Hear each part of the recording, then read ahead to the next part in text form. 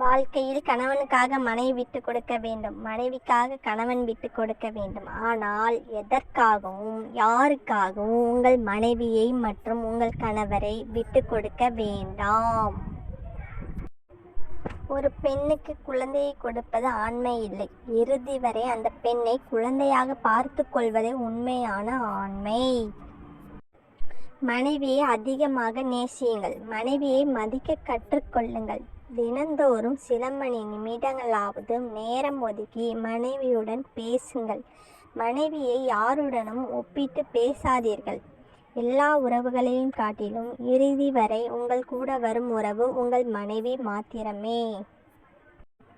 அன்பால் ஏமாந்தவர்கள் ஒருபோதும் அழிந்ததும் இல்லை, அன்பை வைத்து ஏமாற்றியவர்கள் இறுதி வரை நன்றாக வாழ்ந்ததும் இல்லை. மனித மனம் விசித்திரமானது. தன்னிடம் உள்ள வைரக்கல்லை உதாசீனப்படுத்தி அடுத்தவனிடம் இருக்கும் உப்புக்கல்லுக்கே ஆசைப்படும்.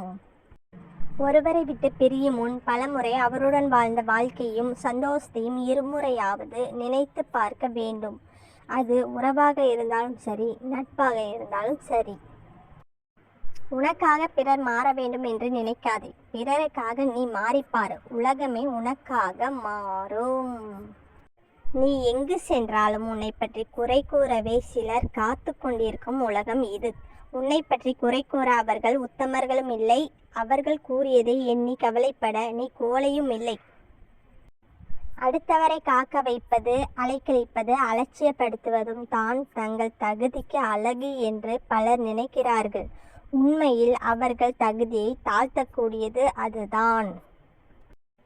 நல்லது செய்கிறேன் என்று நீ இறங்கி செய்தால் உன்னை ஏமாளி என்று சொல்கிறதே உலகம். ஓகேங்க, இந்த வீடியோ பிடிச்சிருந்தா லைக் பண்ணுங்கள், சப்ஸ்கிரைப் பண்ணிக்கோங்க.